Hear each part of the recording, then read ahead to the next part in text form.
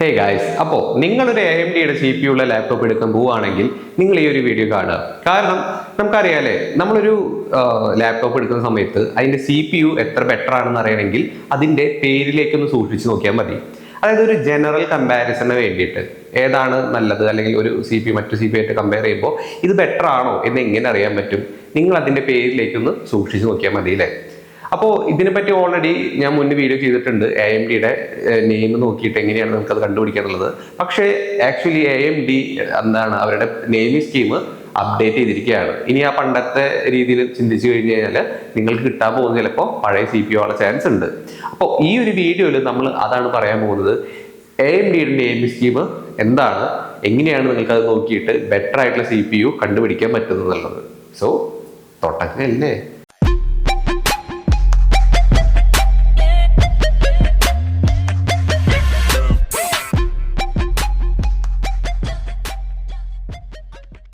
Okay, അപ്പോൾ ആദ്യം തന്നെ പറയാനുള്ളത് എങ്ങനെയാണ് ഈ പേര് കിട്ടുന്നത്, CPUവിൻ്റെ ഫുൾ നെയിം എവിടെ നിന്ന് കിട്ടുമെന്ന് ചോദിച്ചു കഴിഞ്ഞാൽ നിങ്ങൾ ഫ്ലിപ്കാർട്ടിലും ആമസോണിലും നിങ്ങളൊരു ലാപ്ടോപ്പ് എടുത്തു കഴിഞ്ഞാൽ അതിൻ്റെ പ്രൊഡക്റ്റ് ഡിസ്ക്രിപ്ഷനിൽ അതിൻ്റെ CPUവിൻ്റെ മോഡൽ നെയിം ഫുള്ളായിട്ട് എഴുതിയിട്ടുണ്ട്. അപ്പോൾ അവിടെ ചെക്ക് ചെയ്ത് നമുക്ക് മനസ്സിലാവും. ഓക്കെ, സോ നമുക്ക് തുടങ്ങാം അല്ലേ. നമുക്കൊരു എക്സാമ്പിൾ വെച്ചിട്ട് തുടങ്ങാം. അപ്പോൾ നിങ്ങൾക്ക് സ്ക്രീനിൽ കാണാം AMDയുടെ Ryzen 5 7640U എന്ന് പറയുന്ന ഒരു CPU ആണിത്. ഇതിലുള്ള ഓരോ കാര്യങ്ങളും എന്തിനെ സൂചിപ്പിക്കുന്നു എന്ന് പറയാം. ആദ്യത്തത് Ryzen 5 എന്നാണ് എഴുതിയിട്ടുള്ളത്. അഫ്കോഴ്സ് നമുക്കറിയാലേ, AMDയുടെ Ryzen എന്ന് പറയുന്ന സീരീസിലാണ് ഉള്ള CPUs ആണ് പൊതുവേ നമ്മൾ ലാപ്ടോപ്പിൽ കാണുന്നത്. Ryzen 3 ഉണ്ട്, Ryzen 5 ഉണ്ട്, Ryzen 7, Ryzen 9, അങ്ങനെ കുറേ CPUs ഉണ്ട്. അതിനെയാണ് അത് കാണിക്കുന്നത്. ഇവിടെ Ryzen 5 ആണ്. ഓക്കെ, ഇനി ഈ ബാക്കിയുള്ള നമ്പറും ലെറ്ററും എന്തിനാണ്, നമ്പേഴ്സും ലെറ്ററും എന്തിനാണ് ഉപയോഗിക്കുന്നതെന്ന് പറയാം. ഇവിടെ ഫസ്റ്റത്തെ ഡിജിറ്റ് എടുക്കാം, അതായത് 7 എന്നാണ് എഴുതിയിട്ടുള്ളത് അല്ലേ. ഈ ഫസ്റ്റത്തെ നമ്പർ കാണിക്കുന്നത് ആക്ച്വലി എന്താണ്, ആ CPU റിലീസ് ചെയ്തിട്ടുള്ള വർഷത്തിനെയാണ്.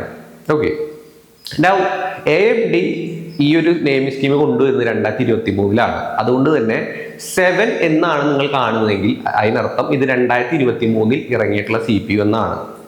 അവിടെ 8 ആണെങ്കിലും അപ്പോൾ 2024-ലാണ്, 9 ആണെങ്കിൽ 2025-ൽ ഇറങ്ങിയിട്ടുള്ളതാണ്. ഓക്കെ, സോ ഫസ്റ്റ് ഡിജിറ്റ് കാണിക്കുന്നത് ഏത് ഇയറിലാണത് അൺവീൽ ചെയ്തിട്ടുള്ളതെന്നാണ്. ഓക്കെ, ഇനി ഇവിടെ പക്ഷെ നിങ്ങൾ മനസ്സിലാക്കേണ്ട ഒരു കാര്യം, 2025-ൽ ഇറങ്ങിയൊരു CPU എന്ന് പറയുന്നത് കൊണ്ട് മാത്രം അത് ബെസ്റ്റ് CPU ആവണമെന്നില്ല.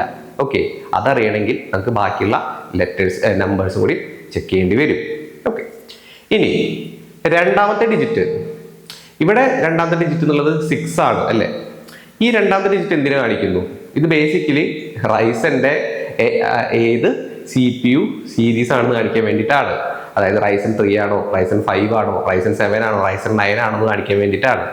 അപ്പം നിങ്ങൾ വിചാരിക്കും ഓൾറെഡി നമ്മൾ സ്റ്റാർട്ടിങ്ങിൽ അത് എഴുതിയിട്ടുണ്ടല്ലോ, പിന്നെ എന്തിനാണ് ഇവിടെ എഴുതുന്നത് എന്നുള്ളതാണ്. അത് AMDയുടെ ഒരു പ്രത്യേകതകളാണ്. എനിവേസ്, ഇവിടെ 6 എന്നാണ് എഴുതിയിട്ടുള്ളത്. അപ്പോൾ നിങ്ങൾ ചോദിക്കുന്നത് Ryzen 6 എന്ന് പറയുന്ന ഒരു CPU ഇല്ലല്ലോ, പിന്നെ എന്തുകൊണ്ടാണ് അവിടെ 6 എഴുതിയിട്ടുള്ളതെന്ന്. ആക്ച്വലി അതിൻ്റെ നമ്പർ വരുന്നത് ഇങ്ങനെയാണ്. 3ഉം 4ഉം അവിടെ വന്നാൽ അതിനർത്ഥം അത് Ryzen 3 എന്ന് പറയുന്ന CPU ആണ്. 5ഉം 6ഉം വന്നു കഴിഞ്ഞാൽ Ryzen 5 ആണ്. 7ഉം 8ഉം വന്നു കഴിഞ്ഞാൽ അത് Ryzen 7 ആണ്. പക്ഷേ ചില സമയത്ത് 8 വന്നു കഴിഞ്ഞാൽ അതിനർത്ഥം അത് Ryzen 9ലും വരാറുണ്ട്. ഓക്കെ, ഇനി 9 എന്നാണ് അവിടുത്തെ ഡിജിറ്റ് എന്ന് പറഞ്ഞാൽ അത് Ryzen 9 CPU-ലാണ് കാണിക്കുന്നത്.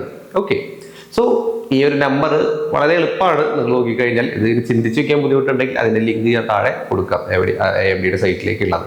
ഓക്കെ, യാ, അപ്പോൾ ബേസിക്കലി ഏത് റൈസിൻ്റെ CPU ആണെന്ന് കാണിക്കാൻ മാത്രമാണ് രണ്ടാമത്തെ ഡിജിറ്റ് ഉപയോഗിക്കുന്നത്.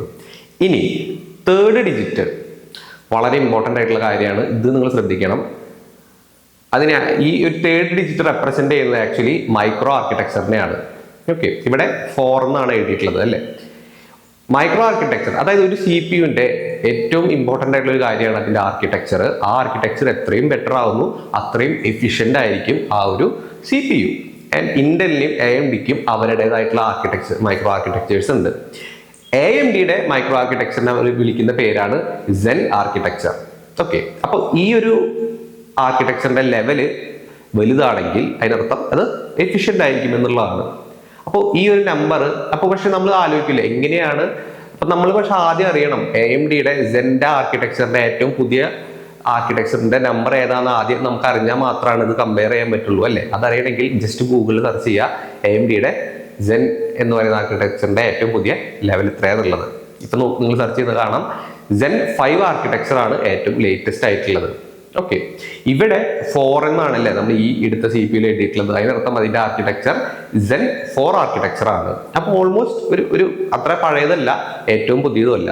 പക്ഷെ ഇന്ന് നമ്മുടെ കറന്റ് ഈ വീഡിയോ എടുക്കുന്ന സമയത്ത് വരെ Zen 4 ആർക്കിടെക്ചർ ആണ് ഏറ്റവും കമേഴ്ഷ്യലായിട്ട് അവൈലബിൾ ആയിട്ടുള്ളത്. Zen 5 ഒക്കെ ഇതായിട്ട് വരുന്നുള്ളൂ. ഓക്കെ, അപ്പോ ഇനി ഇവിടെ എനിക്ക് മറ്റൊരു പോയിന്റ് കൂടി പറയാനുണ്ട്. അതായത് നമ്മൾ ആദ്യം പറഞ്ഞൊരു പോയിന്റ് ആണ്, ഇപ്പൊ 2025 ഇറങ്ങിയ ഒരു CPU-ന് ചിലപ്പോൾ നല്ല എഫിഷ്യൻസി ഉണ്ടാവില്ല. ഞാൻ തുടക്കത്തിൽ പറഞ്ഞു അല്ലേ. അതിന്റെ കാരണം എന്താണ്? 2025 ഇറങ്ങിയ ഒരു CPU-ന് ചിലപ്പോൾ പഴയ ആർക്കിടെക്ചർ വരാം. ചിലപ്പോൾ ഇവിടെ 3 എന്നുള്ള നമ്പർ വരാം. അതായത് Zen 3 ആർക്കിടെക്ചർ ആണ്, വിച്ച് ഇസ് പഴയ ആർക്കിടെക്ചർ ആണ്. പുതിയ CPU-ല് എന്താണ് പഴയ ആർക്കിടെക്ചർ വരാം. അങ്ങനെ വരികയാണെങ്കിൽ നിങ്ങൾ ഉദ്ദേശിച്ച പെർഫോമൻസിന്റെ എഫിഷ്യൻസിയും അതിന് ഉണ്ടായിരിക്കില്ല. അപ്പൊ എപ്പോഴും ഈ 3rd നമ്പർ നിങ്ങൾ ശ്രദ്ധിക്കണം. അതിന്റെ നമ്പർ വലുതാണോ എന്ന് ശ്രദ്ധിക്കണം. അത് നിങ്ങൾ കറന്റ് AMDയുടെ ആർക്കിടെക്ചറായിട്ട് കമ്പയർ ചെയ്ത് നോക്കണം. ഏറ്റവും പുതിയത് ഏതാണ്, അത് ആണോ എന്നുള്ളത് ചെക്ക് ചെയ്യുന്നത് എപ്പോഴും ബെറ്റർ ആണ്. ഓക്കെ, അങ്ങനെ ചെക്ക് ചെയ്താൽ മാത്രമാണ് നമുക്ക് എഫിഷ്യൻസി ഉണ്ടായിരിക്കുള്ളൂ. ഫൈൻ.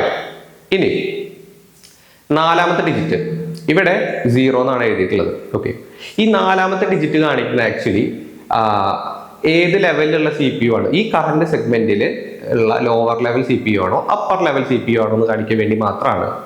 ഈ 4ാമത്തെ ഡിജിറ്റ് ആക്ച്വലി 2 നമ്പർ മാത്രമേ വരുള്ളൂ. ഒന്നെങ്കിൽ 0 ആവാം, അല്ലെങ്കിൽ അവിടെ 5 വരാം. ഈ 2 നമ്പറേ അവിടെ വരുള്ളൂ. ഇവിടെ 0 ആണ്. 0 എന്ന് പറയുന്നത് ലോവർ ലെവൽ മോഡലിനെ കാണിക്കാൻ വേണ്ടിയിട്ടാണ്. അവിടെ 5 എന്ന് വന്നിട്ടുണ്ടെങ്കിൽ ഇത് അപ്പർ ലെവൽ ആയിരിക്കും.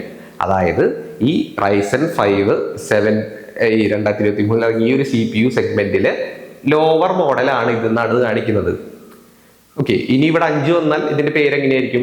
Ryzen 5 7645 എന്ന് വരും അവിടെ 0ക്ക് പകരം. അതിനർത്ഥം മറ്റേ പഴയതിന്റെ അപ്പർ മോഡലാണ്. അപ്പർ മോഡൽ എന്ന് പറയുമ്പോൾ അതിന്റെ ക്ലോക്ക് സ്പീഡ് കൂടുതലായിരിക്കും, അത് നല്ല പവർഫുൾ ആയിരിക്കും, പക്ഷെ അത് കുറച്ചുകൂടി എക്സ്പെൻസീവ് ആയിരിക്കും. അപ്പോൾ ഈ ഒരു സീരീസിൽ ബെസ്റ്റ് CPU കിട്ടണമെങ്കിൽ ആ നമ്പർ 5 ഉള്ളത് എടുത്താലാണ് നിങ്ങൾക്ക് കിട്ടുന്നത്. ഓക്കെ, ഇനി ലാസ്റ്റത്തെ കാര്യം, ഒരു ലെറ്റർ ഉണ്ട് അല്ലേ അവിടെ. ഇവിടെ U എന്നുള്ളൊരു ലെറ്റർ കാണിച്ചിട്ടുണ്ട്. അത് നമ്മൾ മുന്നേ പറയാറുള്ളത് തന്നെയാണ്. ആ ലെറ്റർ ആക്ച്വലി കാണിക്കുന്നത് അതിന്റെ എത്ര വാട്ട് CPU ആണ് ബേസിക്കലി എന്നുള്ളതാണ്. എത്ര വാട്ട്, അത് എന്തുകൊണ്ടാണ്? ഒരു CPU ഉപയോഗിക്കുന്ന വാട്ടേജ് അനുസരിച്ച് അതിന് എത്ര പവർഫുൾ ആണെന്ന് പറയാം. കൂടുതൽ വാട്ട് ഉപയോഗിക്കുന്നുണ്ടെങ്കിൽ, അതായത് കൂടുതൽ പവർ ഉപയോഗിക്കുന്നുണ്ടെങ്കിൽ ദെൻ ഓഫ് കോഴ്സ് അതിന്റെ ക്ലോക്ക് സ്പീഡ് കൂടുതലായിരിക്കും, അതിന്റെ പെർഫോമൻസ് കൂടുതലായിരിക്കും. പക്ഷെ എല്ലാ ലാപ്ടോപ്പുകൾക്കും നല്ല പവർ ഒന്നും വേണ്ട ആവശ്യമില്ല. റെഗുലർലി യൂസ് ചെയ്യുന്ന ലാപ്ടോപ്പുകൾക്കൊക്കെ ചെറിയ പവർ മതിയില്ലേ, ഇപ്പൊ ബാറ്ററിയിലേക്ക് കൂടുതൽ കിട്ടും. അപ്പോൾ പല ടൈപ്പ് പവർ ലെവൽസ് ഉള്ള പവർ യൂസ് ചെയ്യുന്ന CPUs അവൈലബിൾ ആണ്.